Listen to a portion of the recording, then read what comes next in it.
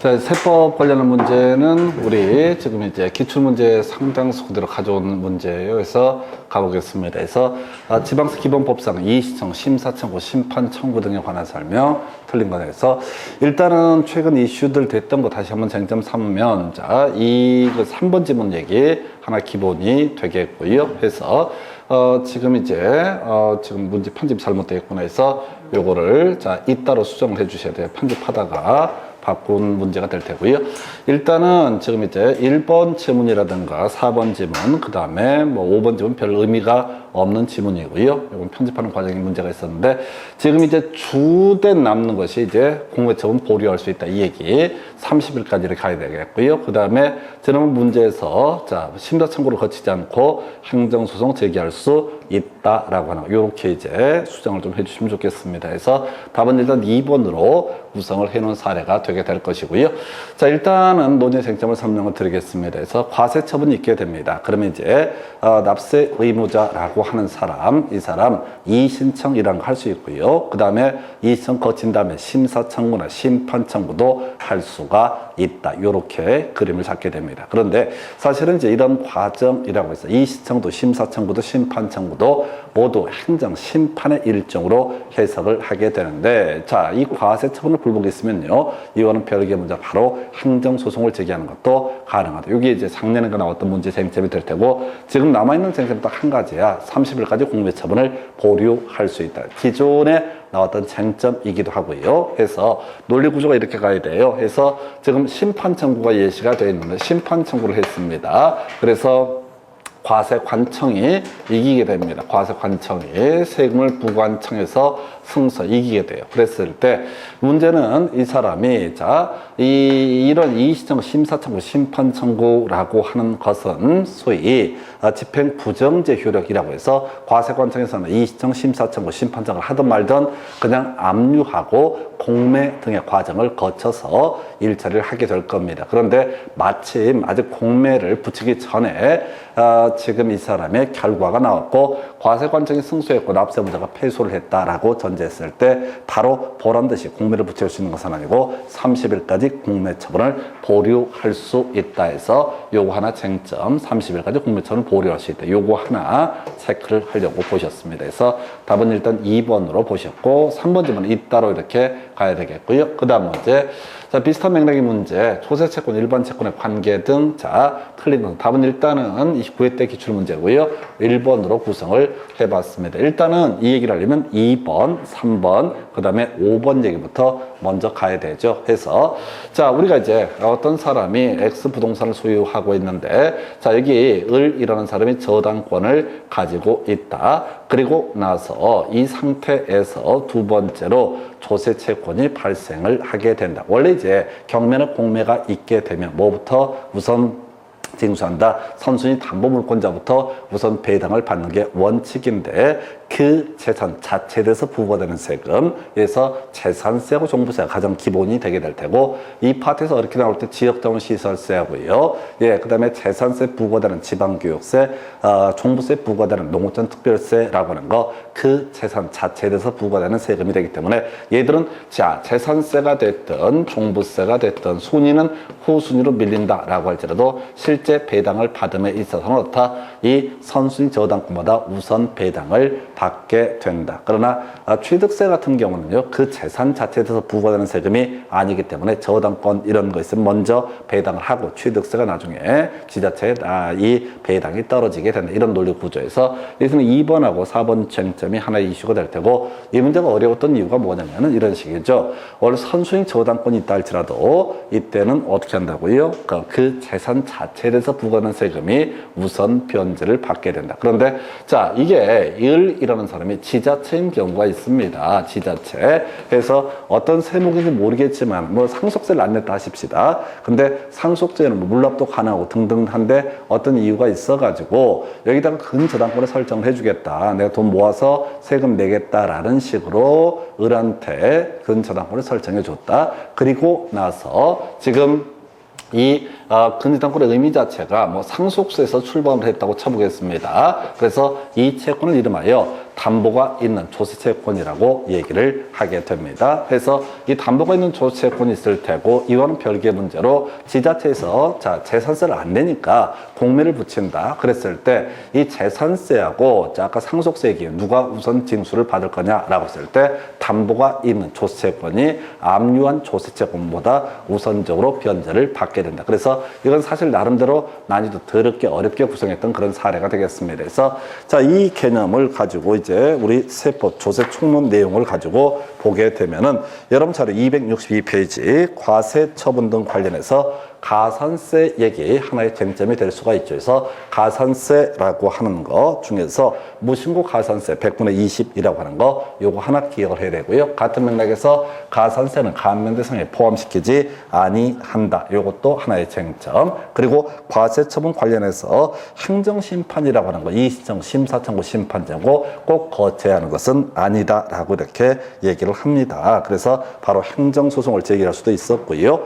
그 다음에 집행부정지 관련해서 30일까지 공매처분을 보류할 수 있다. 그래서 이 30일까지 공매처분을 보류할 수 있다는 이 명제가 과거의 중요 쟁점으로 구성이 됐었고요. 그 다음에 조세채권이라고 하는 것이 선순위 담보 물권자보다 우선적으로 변제받는 경우가 있다. 재산세, 지역자원 시설세, 재산세 부과되는 지방교육세, 종부세, 종부세 부과세로서 농어촌 특별세 이런 것들은 선순위 담보 물권자보다도 이게 납세무 성립 시기가 후발주자라고 할지라도 우선 변제를 받게 된다. 다만 이 선순위 담보 물권 자체가 바로 자, 담보가 있는 조세채권이 되게 되면 이때는 압류한 조세채권보다 더 담보가 있는 조세채권을 우선 징수를 하게 된다. 그 외에 이 매각대금 중에서 강제집행 비용이라고 하는 거 이게 최선순위로 배당을 받게 된다. 그 정도 얘기해서 요번에 한참 나왔던 주제 묶어 설명을 드렸고요. 답은 1번으로 봅니다. 그 다음 주제.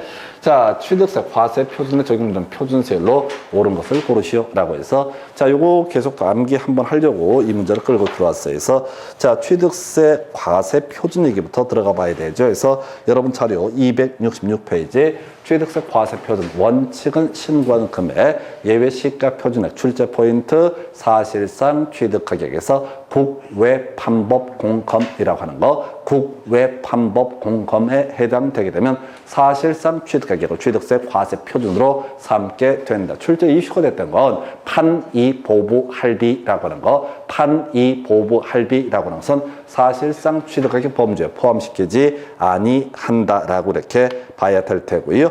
그리고 나서 자 간주 취득에 있어서 자 주요 이슈가 되는 과점 주제에 취득세 관련한 과세 표준 얘기 몇 번 강조를 드렸습니다. 요 참고를 해주시고 자 이제 세율 표준 세율 한번 체크해 볼까요? 바로 원시취득 2.8%라고 되어 있습니다. 유상승계취득 1, 2, 3, 4 이렇게 가는데 주택은 6억, 9억에서 1%, 2%, 3% 이런 식인데 6억, 9억 부분은 딱 떨어지지 않습니다. 그래서 의미상 이렇게 가져버렸었고요. 그 다음에 농지에 대한 유상승계취득 3%, 주택, 농지 외 부동산의 유상승계취득은 4%에서 1, 2, 3, 4, 무상승계취득, 상속 농지는 2.3%, 그 외 농지 외 부동산의 상속은 2.8%, 비영리 사업자의 증여 등에 있어서는 2.8% 이런 식으로 가죠. 공유물 분할 2.3% 이만큼이 바로 표준 세율이라고 하는 거. 하여튼 이런 문제는 절대로 실수를 해서는 안 되고 특히 농지의 교환이라고 하는 거 이런 것들은 농지에 관한 유상 승계 취득의 한 이슈가 되게 된다. 우리가 이제 나중에 민법 공부하실 때 그런 거 나오잖아요. 바로 매매견 임대차라고 하는 거 낙선 계약이고 쌍무 계약이고 유상 계약이 되게 된다라고 해서 자 그래서 매매가 유상 계약이고 교환과 임대차도 유상 계약. 그래서 우리가 유상 계약에 대해서는 매매에 관한 규정을 준용하게 된다. 매매에 관한 규정이 뭐냐라고 했을 때 뭐 매매 비용이라든가 매도인의 담보 책임 이런 것들 교환 계약에도 준용한다. 무슨 얘기하려다 세법에서 농지의 교환 이런 것들을 툭 던져놓게 됩니다. 그러면 이것은 농지에 대한 유상 승계 취득을 의미하게 된다. 그래서 3% 세율 이런 것들이 중간중간에 유상 매매는 너무 쉬우니까 교환 등을 가지고 이슈를 삼게 되죠. 그래서 이 문제 답은 이제 5번으로 전부가 옳게 구성이 된 사례가 되게 될 것이고요. 그 다음 주제 가서 확인을 해 보도록 하겠습니다. 자, 취득세 부과 징수 등에 관한 설명, 틀린 것을 고르시오라고 해서, 자, 일단은 1번 틀렸나요? 해서 미신고 전매라고 하는 거 100분의 80이라고 하는 것이 문제가 되게 되죠. 그래서 자, 지금 취득세 납세 의무자가 취득세 과세 물건을 취득한 후 취득 신고를 하지 않고 매각, 자, 소위 중간 생략 등기를 상상하시면 되겠습니다. 자, 무신고 전매를 하게 되면은 이때 내야 될 세금의 100분의 80이라고 하는 거, 100분의 80에 해당하는 금액을 더해서 보통 징수의 방법으로 징수한다. 그 다음에 이제 또 하나 이슈가 되는 게 장부 미보존하기도 얼마? 100분의 10이라고 하는 거. 나머지는 큰 쟁점되지 않습니다. 해서 이 문제 답은요, 자, 1번으로 뽑았던 사례가 되겠고요. 그 다음 주제 가서 보겠습니다. 자, 등록 면허세 관련한 설명. 자, 틀린 것을 고르셨죠. 또 외우겠습니다. 그래서 이 등록 면허세도 되게 힘들어요. 자, 오늘 이제 기출 문제를 쭉 끌고 들어오는데, 도대체 시험에 나오는 게 너무나 정형화되어 있습니다. 맨날 나오는 것만 계속 내기 때문에 기존 문제를 짧게 하는데 한계가 있지 해서, 그리고 이게요, 특히 등기법 이런 것들도 가끔 10% 정도의 특이한 문제를 제외하고 대부분의 문제가 계속 짧게야. 예를 들어서 우리 가등기 기한 본등기 이런 거 할 때 이런 문제가 26회 때 나왔습니다. 지상권 설정 청권 보존령 가등기를 한 후에 중간에 저당권 설정 등기가 이루어졌을 때 나중에 지상권 본등기를 한다고 했을 때 저당권 등기 양립할 수 있기 때문에 직권 말소의 대상이 아니다. 이게 26회 때 나와. 28회 때는 저당권 설정 청권 보존령 가등기를 한 사안에서 중간에 지상권 등기가 이루어졌을 때 지상권 등기 직권 말소의 대상이 아니다. 이렇게 업어치고 맺히고 같은 걸 지겹게 출제가 이루어지게 됩니다. 그래서 이거는 뭔 얘기를 하려고 하냐면 이것도 다 못 외운다. 돌아서면 잊어먹고 돌아서면 잊어먹고 놀라울 기억력이야. 그래서 여러분 차례 269페이지 과세 대상 여부에서 자, 등록 면허세 과세 대상 관련해서 첫 번째 가장 중요한 것이 취득세를 내게 되면 어떻다? 등록 면허세 비과세. 근데 취득세를 안 냈다. 50만 원 이하의 취득이라든가 또 하나 국가 지자체를 위한, 자, 그 다음에 또 하나가 지금 이제 과세표준 신고서 제출하지 않고 7년 도과하게 되면 이때는 취득세 안 내도 되거든요. 이때 등기 등록을 하고자 할 때는 등록 면허세 내야 된다. 그리고 등록 면허세 안 내도 되는 거 국가 지자체를 위한 등기, 경정 등기 뭐 이런 것들 예시가 된 바가 있습니다. 압류 등기 이런 거 예시가 됐습니다. 그리고 묘지라고 하는 것은 다 비과세. 정리하면 취득세 냈거나 자, 국가 지자체가 하는 등기이거나 또는 세 번째 지목 묘지일 때는 어떻다? 등록 면허세 비과세라고 하는 거. 이 세 개 기억하시고 등록 면허세 과세 대상은 취득세를 내지 않았을 때 두 가지 있었죠. 바로 50만 원 이하의 취득 얘기하고 그 다음에 또 하나 이슈가 됐던 것이 저거 있었잖아요. 바로 취득세 부과 제척기간 도관 후에 소유권 이전 등기 등을 하는 경우 이때는 등록면허세 내야 된다. 이게 첫 번째 이슈. 두 번째 출제 포인트 과세표준. 해서 아까 취득세 과세표준 사실상의 취득가격이라고 해서 국외 판법 공급 판이 보부 할비 이렇게 세트로 갔던 데 비해서 등록면허세 과세표준 변경 후 가액 변경된 가액 이렇게 외우셔야 된다. 외우고 들어가야 된다. 변경 후 가액 변경된 가액을 가리켜서 등록면허세 과세표준이라고 부르게 된다. 세 번째 세율이요. 지상권은요. 부동산 가액의 0.2% 지역권 요역지 가액의 0.2% 전세권 전세금의 0.2% 임차권 차임의 월 이임대차 금액의 0.2% 그 다음에 저당권 채권 금액의 0.2% 세 번째 보셨고요. 네 번째 이슈 자 신고 납부해야 되는 납세지 부동산의 소재지가 되는 게 원칙이다. 다만 등록관장 소재지가 납세지가 되는 경우도 있다. 납세 의무자도 있었죠. 등기 명의인 또는 이제 등기 권리자 해서 저당권 설정 등기를 할 때는 저당권자가 납세 의무자, 저당권의 말소 등기를 할 때는 저당권 설정자 이런 사람이 어떻다? 바로 납세 의무자가 되게 된다라고 할 것. 예, 그리고 제일 많은 문제를 구성하고 있는 게 신고하고 납부를 해야 된다. 근데 납부만 했을 때 신고하고 납부한 것으로 보기 때문에 무신고 가산세 등은 문제가 되지 않는다. 이게 끝이에요. 지금 제가 설명드린 게 7년, 8년 사이에 나왔던 문제의 거의 전부예요. 이거는 공부하실 때도 뭐 문제를 한번 풀어보고 이게 중요한 게 아니라 이 기본 맥락, 그 중에 제일 더러웠던 문제가 24회 때 나왔던 게 변경 후 가액, 변경된 가액이 제일 어려운 주제고요.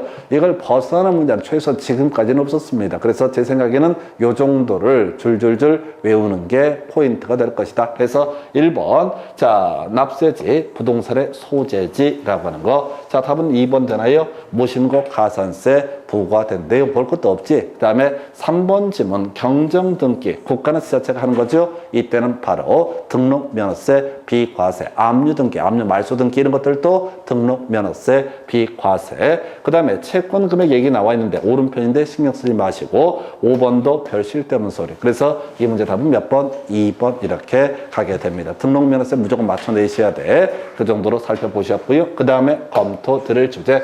자, 종합합산 대상, 과세 대상, 종합합산 과세 대상 토지에서 이것도 한번 외워보도록 하겠습니다. 여러분 차례 271페이지 전세 과세 기준을 매년 6월 1일로 하게 될 것이고요. 제일 더럽고 짜증나는 부분이 유사공제 전대중이라고 하는 거. 바로 이것은 재산세 과세 대상이 되게 된다. 상당히 까다롭습니다. 그 다음에 비과세 대상, 시험님, 최종님, 자, 일정한 백두대간 안에 임야, 뭐 이런 거 나와 있습니다. 그래서 큰 의미는 없고요. 쉬운 거 갑시다. 과세 객체 관련해서 토지라고 하는 거, 분리과세, 별도합산, 종합합산 등으로 나눠서 볼 수 있다. 해서 분리과세 0.07%, 농지, 임야, 목장, 용지 0.2%, 염정과 터미널 부지 4%, 골프, 장용 토지, 고급 오락장용 토지라고 하는 거 4%에 해당이 된다. 자, 그렇게 보셨고요.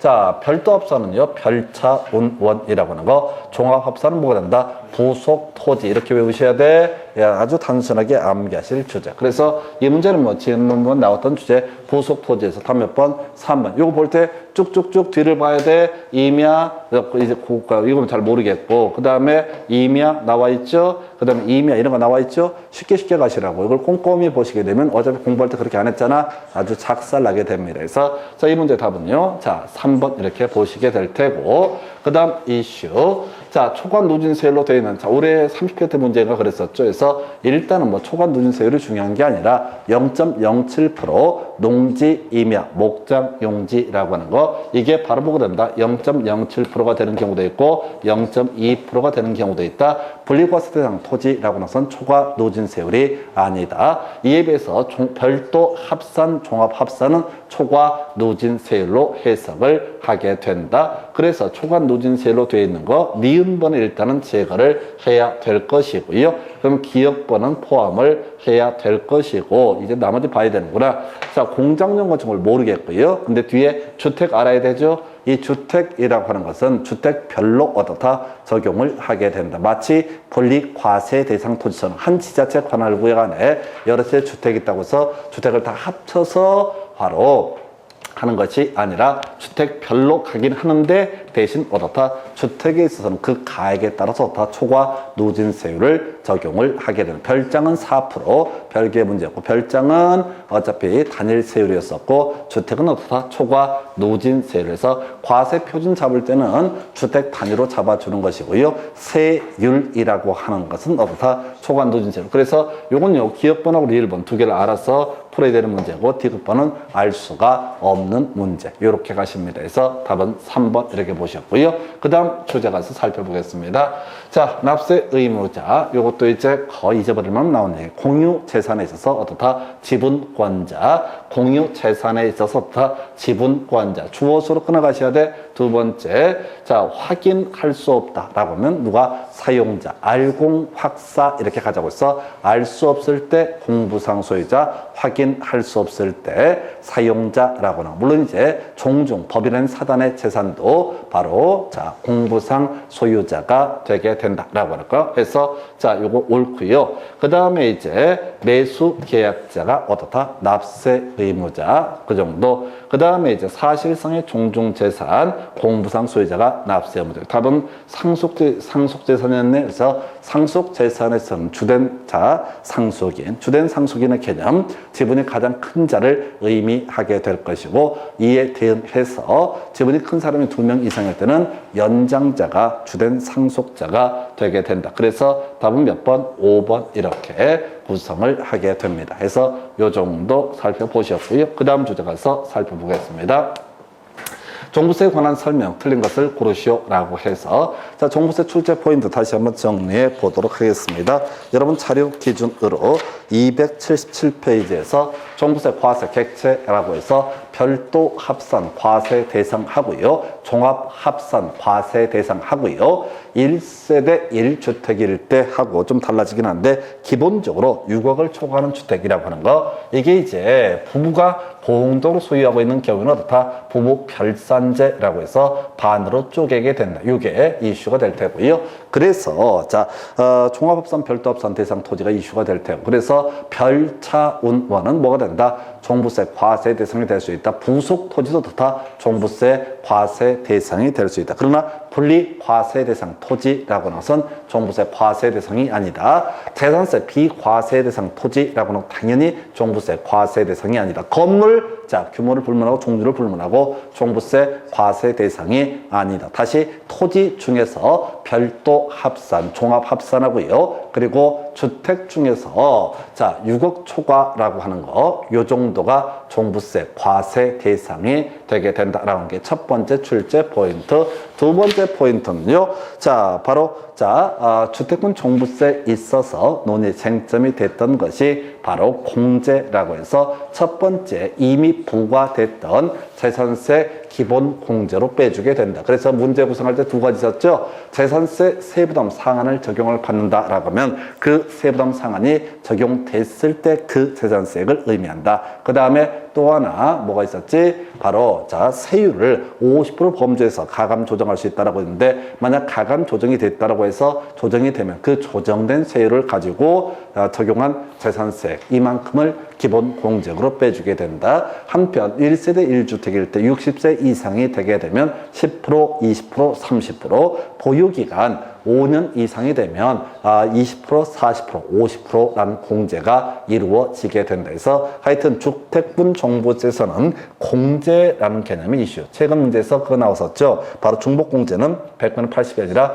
100분의 70까지만 인정이 되게 된다. 세 번째, 자, 지금 종합부동산세 기본적으로 보통 징수 12월 15일까지 세금 내야 된다라고 할 것. 근데 좀 어렵게 구성이 됐던 것이 바로 신고 납부라고 해서 12월 15일까지 납세 의무자가 신고 납부를 선택하게 되면은 이때 자, 소위 이제 너무 작게 신고했을 때 과소신고 가산세가 문제가 되게 된다라고 할 것. 그 다음에 납세제는요, 앞에서 취득세, 등록면허세, 재산세는 지방세니까 바로 부동산의 소재지가 납세지인데 비해서 종부세 납세지는 주소지가 납세지가 되게 된다라고 할 것 해서 250조 분납보다 쟁점한다는데 250조 가면 6개월 범주 내에서 분납해 할 수 있다까지요. 그래서 자, 일단 가볼까요? 자, 납세 의무자 매도인이다 라고 되어 있습니다. 그래서 자, 과세 대상 토지가 매매로 유상 이전되는 경우로서 6월 1일 현재 매매 계약서가 작성이 되고 실제 등기는 6월 29일. 그러면 당연히 매도인이 그의 납세 의무, 종부세 납세 의무자가 된다. 이 문제의 취지는 바로 재산세 과세 기준을, 종부세 과세 기준을 매년 6월 1일이라고 보게 된다. 2번, 자, 뒤에 봐야 돼. 자, 납세지는 뭐다? 주소지이다라고 하는 거 해서 오른편 되겠습니다. 3번 질문, 종부세를 부과할 수 없다라고 하는 거. 자, 납세 의무의 소멸이라고 하는 게 뭐가 있었죠? 해서 자 취납시제라고 해서 부과처분 취소가 됐거나 두 번째 이슈가 되는 것이 납부하거나 충당이 이루어진 경우 세 번째 제척기간 도가 중요쟁점 제척기간 기본 몇 년? 5년 될 테고 취득세나 양도소득세처럼 신고 납부를 해야 되는 산에서 과소표자 지금 과세표준 신고서를 작성 제출하지 않았을 때 얼마? 7년이라고 하는 거. 그 다음에 자 양도소득세 다운계약서 이런 것들은 10년 이런 기간이 지나게 되면 더 이상 부과할 수 없다라고 하는 거. 마지막 시효완상도 존재했었죠. 그래서 이 보니까 원칙적으로 납세의무 성립일부터 5년 내 부과하지 않게 되면 제척기간 도과로 인해서 더 이상 종부세 부과할 수 없고요. 신고 납부할 수 있다. 그런데 뒤에 바로 과소신고 가산세 적용되지 않는다라고 해서 이걸 틀리게 구성이 됐죠. 그래서 다시 가산세 시리즈 한번 확인해 보겠습니다. 첫 번째 무신고 가산세 100분의 20이라고 하는 거. 가산세는 감면대상에 포함시키지 아니한다. 취득세 파트에서 소위 가산세라는 개념 뭐가 있었어요? 무신고 전매하게 되면 100분의 80이라고 하는 거. 그리고 장부 미보존하게 되면 100분의 10이었었고요. 등록 면허세에서 자 납부만 하게 되면 무신고 가산세 문제가 되지 않는다. 그리고 종부세에서 이슈가 되죠. 신고 납부를 선택할 수 있는데 이 사람이 과소 조금 작게 신고하게 되면 어떻다? 이때는 과소 신고 가산세가 부과가 되게 된다. 나중에 이슈가 될 것이 양도소득세에서 예정 신고 납부 예정 신고 해야 된다. 예정 신고하지 않게 되면 나중에 확정 신고할 때 가산세가 문제가 되게 될 것이다 라고 하는 거에서 하여튼 가산세가 거의 매년 왔다 갔다 하면서 출제가 되고 있지만 전체를 묶어서 보게 되면 매년 한 문제 정도로 구성이 되고 있습니다. 그래서 답은 4번 뽑았고요. 물납은 허용되지 않는다. 오른편 되겠습니다. 그래서 물납이 허용되는 것은 재산세 그 지자체 관할구역 안에 있는 부동산에 한해서 물납이라고 하는 것이 가능했었고요. 그리고 나서 또 뭐가 있었더라? 1,000만 원 초과. 그래서 자 물납 관련해서 만약에 물납을 허용한다라고 허가가 있다라고 하면 재산세 과세 기준을 현재 시가라고 하는 것을 기준으로 해서 바로 물납 부동산의 가액을 평가한다 해서 답은 4번이었었고요. 그 다음 주제 가서 확인합니다.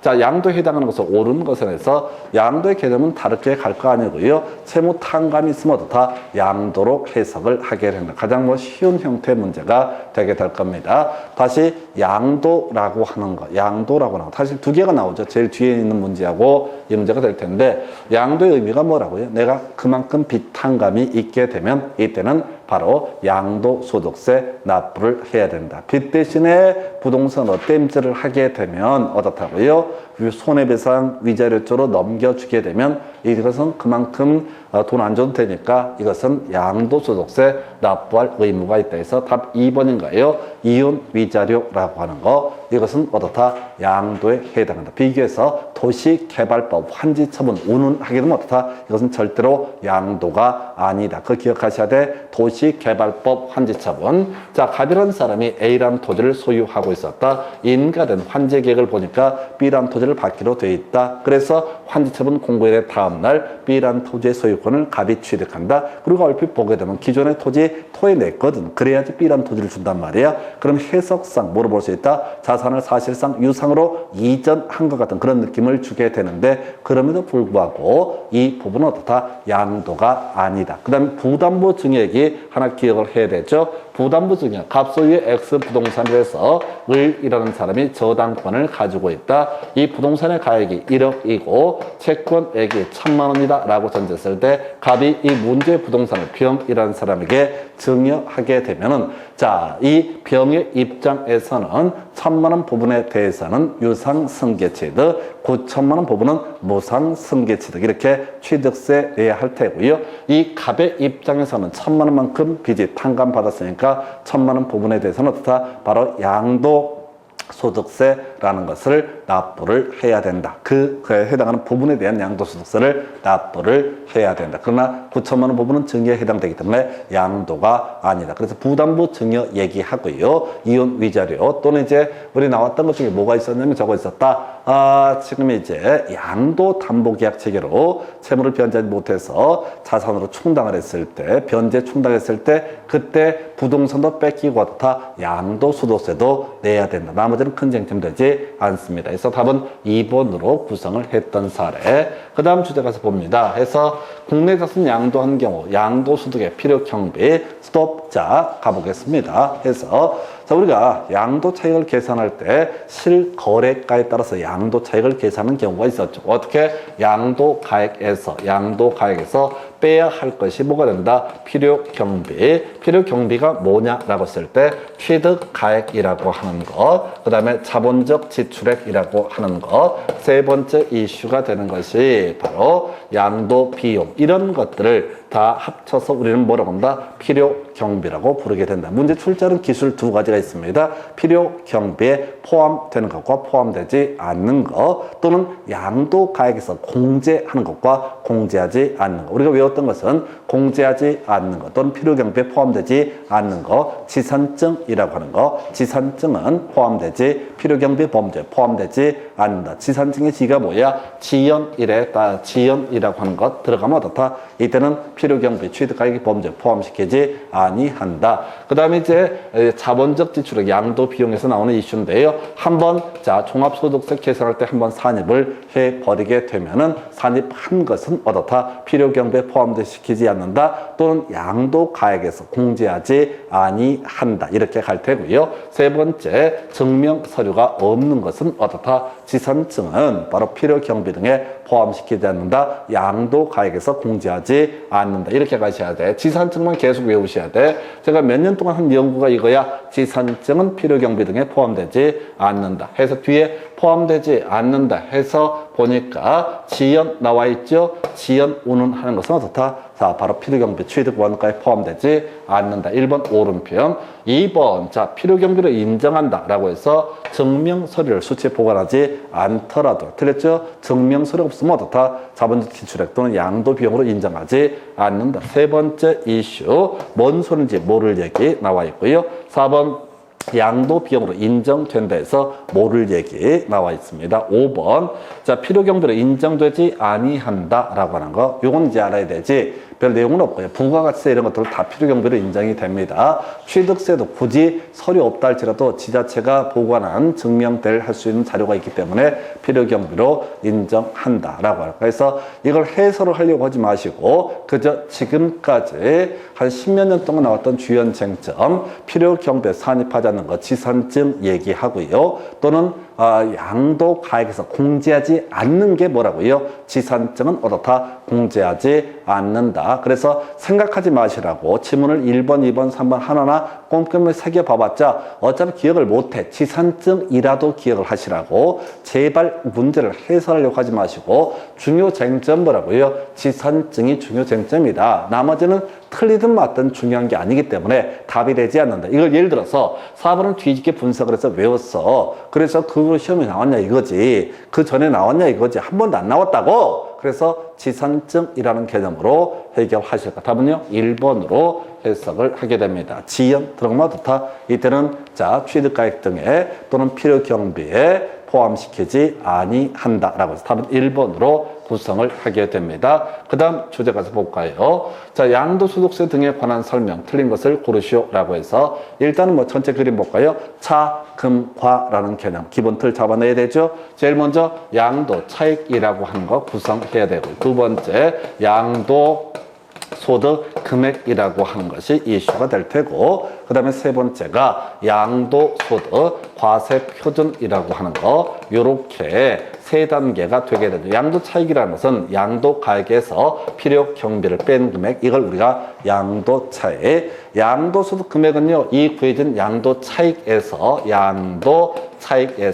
뭘 뺀 거? 장기 보유, 특별 공제를 뺀 것을 가리켜서 양도소득 금액이라 부를 테고, 양도소득 과세 표준은요, 이 구해진 양도소득 금액에서 기본 공제를 뺀 것을 가리켜서 양도소득 과세 표준. 그러니까 뭐 내용을 떠나서 이 정도 뼈대는 잡고 있어야 됩니다. 해서 공부를 못하는 비결 중에 하나가 꼼꼼히 파는 거에 뒤지게, 어차피 돌아서면 다 잊어버릴 건데 계속 뼈대만 잡고 가셔야 돼. 뼈대를 잡고 가게 되면 나중에 공부한 만큼 그 실력이 늘어요. 근데 뼈대를 잡지 않고 그냥 뒤지게 읽다 보면 어차피 돌아서면 다 잊어버려요. 자기 두뇌를 너무 믿지 마실 것 해서 가보십시다. 틀린 것을 고르셔서 같은 해 여러 개의 자산을 양도한 경우 그 양도소득 기본 공제는 해당 과세 기간에 먼저 양도한 자산의 양도 금액 순서대로 금액부터 순서로 공제한다 해서, 이건 이제 우리 하나 기억을 하고 가셔야 되지. 이게 뭐냐면은 우리가 양도소득은 크게 두 가지입니다. 사실 이제 시험용으로는 두 가지, 최대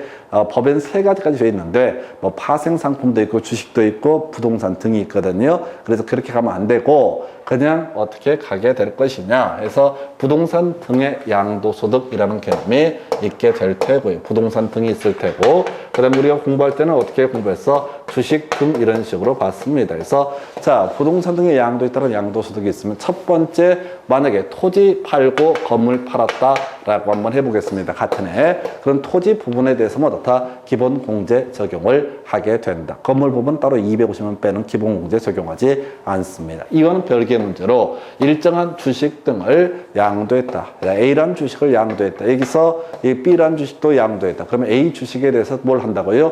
또 기본 공제 250을 빼주게 된다. 그래서 호별로 최대 250까지 빼주게 되는 거, 이게 바로 기본 공제라는 개념이 됩니다. 그래서 1번 문제 지문이 그런 얘기인데 의미만 기억하시고, 2번 미등기 양도 자산에 대해서는 장기 보유 특별 공제 적용하지 아니한다. 자, 하나 꼭 기억하시고, 점점점은 미등기 양도 자산에 해당하지 아니한다. 비업무용 토지에 해당하지 아니한다. 뭔지 몰라도 무조건 외우고 들어가실 것 해서, 미등기 양도 자산일 때는요, 시험 문제 답은 아닙니다. 장기 보유 특별 공제 적용하지 않고요, 기본 공제 적용하지 않고요. 그리고 세 번째, 세율은 70%를 적용을 하게 된다라고 할 거. 답 안 돼. 자, 그 다음에 2월 과세를 적용받는다. 이게 뭐야?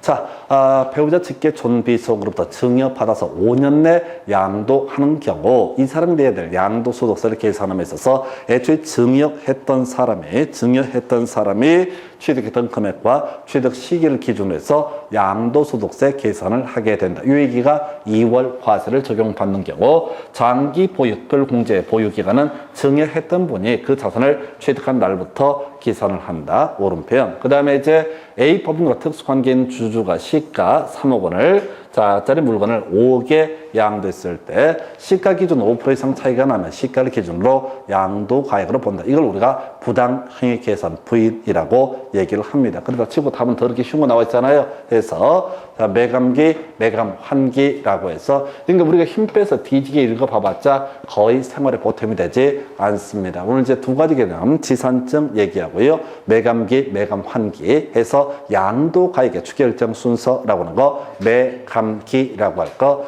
취득가액의 추계결정 순서는 매감환기. 물론 양도가액을 실거래가로 할 때 취득가액도 실거래가로 해야 되고, 양도가액을 기준시가로 할 때 취득가액도 당연히 다 기준시가로 해야 된다. 요것만 특수한 조항이고, 나머지는 매감기와 매감환기 해서 순서 틀렸겠지. 그래서 매감기 순서 뭐라고 돼 있어요? 바로 취득가액이라고 하는 거. 취득가액은 뭐가 된다? 매감환기. 지금까지 추계결정할 때는 모든 문제가 매감기와 매감환기만 가지고 뒤지게 내고 있다. 근데 사람들이 생각을 한다니까 답은 5번. 그 다음 주제 가서 확인을 합니다.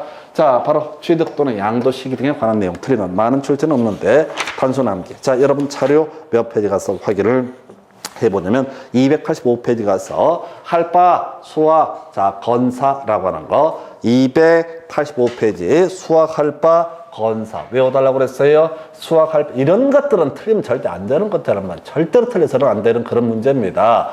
어려운 계산 문제 이런 것들 1년에 한 문꼴로 출제가 돼요. 어차피 해도 안 될 거니까 있는 거나 잘하자 해서 수학, 할바, 건사 요거 한 3년에 한 문꼴인데 절대 실수를 해서는 안 되는 게 수학, 활바, 건사 해서 먼저 갑시다. 등기, 접수일 두 개 나와 있죠? 예, 그건 항상 옳게 구성하고 답으로 구성하지 않습니다. 일반적 양도에 있어서 대금 청산일이라든가 뭐 이런 얘기들이 나오는데 등기, 접수일 이게 출제 포인트, 답은 아니다. 한편 자, 그 법률 행위에 따른 부동산 물권 변동 관련한 쟁점에 장기 할부 나오게 되면 어떠 빠른 날 할바 이렇게 가야 될 테고요. 그 다음에 이제 수용 얘기 나오면 판결 확정일, 그 다음에 무허가 자가 건축은 사실상의 사용일 정확히 외워야 돼. 자, 최소한 3개만 수학, 할바, 건사라도 똑바로 외우고 있어야 돼.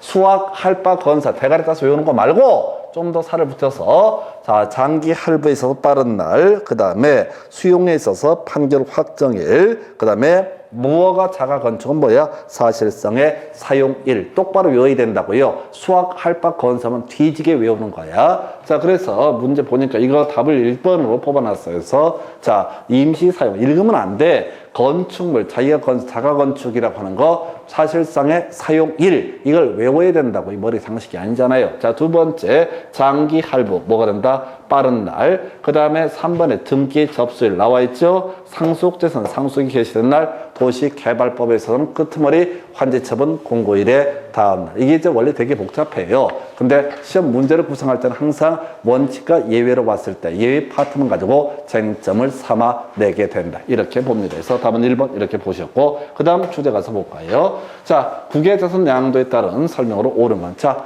요건 또다시 뭐부터 가야 돼? 양도 차익 얘기부터 가야 되죠. 양도 차익. 두 번째, 양도 소득 금액이라고 하는 거, 차금. 그 다음에 세 번째, 양도소득 과세 표준이라고 하는 거. 요렇게 뼈대 잡고 들어가야 돼. 그래서 자, 양도 차익은 어떻게 계산한다고요? 양도 가액에서 필요 경비를 뺀 값 이런 식으로 가죠. 그래서 양도 차익을 계산하는 방식에서 원칙은 뭐가 된다? 실거래가가 되게 될 테고, 예외적으로 어떻게 할 수 있다? 추계 결정을 할 수가 있다. 그래서 아까 실거래가로 할 때 있어서는 지산증은 필요 경비의 범죄에 포함되지 않는다. 추계 결정할 때는 매감기, 매감환기 이런 식의 얘기들을 갔었고요. 양도소득 금액이라고 하는 거 이렇게 갔었죠. 양도 차익에서 장기 보유, 특별 공제액, 장기 보유, 특별 공제액을 뺀 금액, 이게 바로 양도소득 금액이 되게 된다. 세 번째 과세 표준은요, 바로 이 양도소득 금액에서 뭘 뺀다? 기본 공제액을 뺀 금액, 이게 바로 뭐가 된다? 양도소득 과세. 이게 머릿속에 암기가 돼 있어야 되는데 이해하는 게 아니라 거의 숙달이 돼 있어요. 그래서 이걸 다 외웠다고 쳤을 때 국외 자산에 있어서는 원칙은 뭐가 되고 실거래가가 되게 될 것이고, 자, 실거래가는 원칙은 똑같은데 예외 뭐라고요? 시가라고 하는 거. 그래서 추계 결정에 관한 사항은 어디에서 바로 자, 국외자산 양도에 있어서는 적용하지 않는다. 그 대신 이제 여기서 환율 얘기가 한번 답이 됐던 바가 있었고요. 그 다음에 두 번째, 장기 보유 특별 공제는 어떻다? 아예 적용을 하지 않는다라고 하는 거. 그 다음에 세 번째, 여기서 이제 파생되는 문제가 미등기 양도 자산에 관한 조항들이 이슈가 됐는데, 미등기 양도 자산에 관한 조항도 다 적용하지 않는다. 그래서 외울 게 추장미라고 하는 것은 국외자산 양도에 있어서는 적용되지 않는 조항. 추장미는 어떻다? 국외자산 양도에 있어 적용되지 않는 조항. 추계 결정 얘기 적용되지 않습니다. 이거 달리 표현하면 매감기, 매감환기 이런 것들은 적용하지 않는다. 그냥 시가라는 표현을 쓰게 될 테고요. 두 번째, 장기보유 특별공제 적용하지 않는다. 세 번째, 미등기 양도 자산에 관한 조항도 적용을 하지 않는다. 그래서 문제 대부분은 추장미는 어떻다? 적용하지 아니한다. 이렇게 가죠. 그래서 자, 1번 지문부터 한번 가볼까요? 그래서 양도차익 계산 시 필요한 자, 외화 환산, 자, 기준 환율, 재정 환율에 따른 데서 요걸 답으로 구성했었고요. 납세 의무자 요것도 알아야 되구나. 5년간 국내 주소, 5년 이상 국내 주소를 둔 거주자. 그래서 이 국외자산 양도에 따른 양도소득세 얘기는 두 가지예요. 5년 이상 국내 주소를 둔 거주자 얘기하고요. 추장미는 어떻다? 적용하지 않는다. 이 얘기로 모든 문제가 구성이 되게 됩니다. 그 다음에 미등기 국외토지 이런 조항 적용하지, 장기보유 특별공제 적용하지 않는다. 자, 그 다음에 원칙은 실거래가, 예외 시가, 추정자, 추계결정 대신에 시가라는 표현을 썼었죠. 답은 1번이었었고요. 뭐 그 자체가 크게 중요한 건 아니에요. 전체 그림을 잡고 들어가셔야 돼. 자, 다시 갑시다. 자, 지금 우리가 국내 자산의 양도에 따른 양도소득세와 관련해서 국내 5년 이상 주소를 둔 거주자, 국외 자산의 양도에 따른 양도소득세 납부할 의무가 있게 될 텐데, 이때 추장 및 세계 관련한 조항은 국외 자산 양도에 있어서는 적용하지 않는다. 5년 이상 얘기하고요. 추장 및 얘기가 거의 대부분의 문제를 차지하게 됩니다. 답은 1번이었고 그다지 쟁점 안 될 테고요. 그 다음 주제 가서 확인을 해보겠습니다. 자, 우리가 신고납부 등에 관한 주제. 자, 세 가지 이슈 삼게 됩니다. 그래서 첫 번째, 크게 두 가지인가요? 자, 키워드 뭐라고요? 예정 신고해야 된다. 그리고 납부를 한 데 있어서는 뭘 할 수 있다? 분납할 수 있다라고 하는 거. 두 번째, 확정 신고라고 하는 거 나올 테고요. 이때 납부해야 된다. 이때 어떻다? 분납할 수 있다. 해서 얘기 다 끝났어. 예정 신고 무조건 해야 됩니다. 예정 신고, 양도 차익이 없는 경우, 양도 차손이 발생한 경우, 혹은 뭐 저런 경우도 있을 수 있겠다. 바로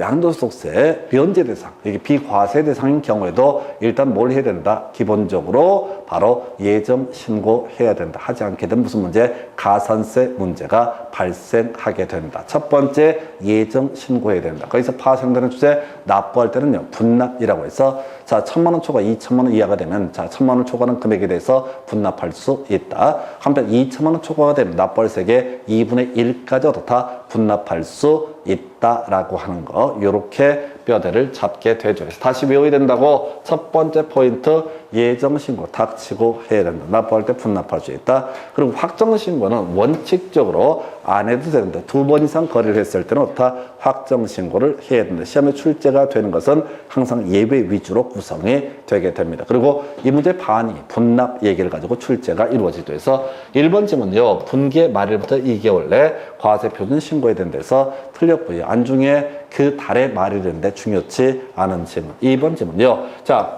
키워드 예정 신고 의무가 없다. 틀렸죠? 무조건 예정 신고 해야 된다. 3번 뭔 소리인지 하나도 모르겠고요. 4번 1,000만 원 초과할 때 자, 분납할 수 없다라고 틀렸죠? 그래서 1,000만 원 초과면 다 분납할 수 있다. 1,000만 원 초과 2,000만 원 이하가 되면 1,000만 원을 초과하는 금액까지 분납할 수 있고요. 2,000만 원 초과하면 납부세액의 2분의 1까지 분납할 수 있다. 그 다음에 5번 지문 보니까요. 확정 신고를 해야 된다 해서 2회 이상 예정 신고를 한 자가 합산해서 신고하지 아니한 경우, 이 정산하기 위해서 어떻다? 확정 신고를 해야 된다. 그래서 답은 5번으로 뽑습니다. 그래서 여기서 3번 같은 거 눈길도 주지 마요. 어차피 여러분들은 이런 지문이 시험 지문에 뜨게 되면 때를 죽여도 10초 안에 해결할 수가 없습니다. 안 되는 걸 하려고 하지 마시라고. 이거 뒤지게 해봤자 그 후로 한 번도 유사 문제가 출제가 안 된다고. 내가 뭐 나올지는 모르지만은 뭐 안 나올지는 알 수가 있어요. 그래서 일단 다시 갑시다. 예정 신고 납부, 확정 신고 납부. 거의 대부분의 문제는 사실 이제 반 정도가 분납이라는 주제를 가지고 구성을 하게 되죠. 그래서 여기서 답은 5번을 뽑았고요. 마지막 주제, 자, 양도소득세 과세 대상 아닌 것은 해서, 이건 제일 유치한 문제, 감사 문제죠. 해서 답은 4번 해서 이슈 갑시다. 지상권, 전세권, 등기는 부동산 임차권의 양도는 양도소득세 과세 대상. 그래서 지역권의 양도라고 하는 것은 양도소득세 과세 대상 아니고요. 하나 더, 등기되지 않은 부동산 임차권의 양도. 마지막, 영업권과 상업용 고정자산을 분리해서 양도하는 경우, 이때는 양도소득세 과세 대상이 아니다라고 해서 답은 4번으로 구성합니다. 여기까지 세법 좀 빠르게 한번 정리를 해봤습니다. 여기까지 가겠습니다. 수고했습니다.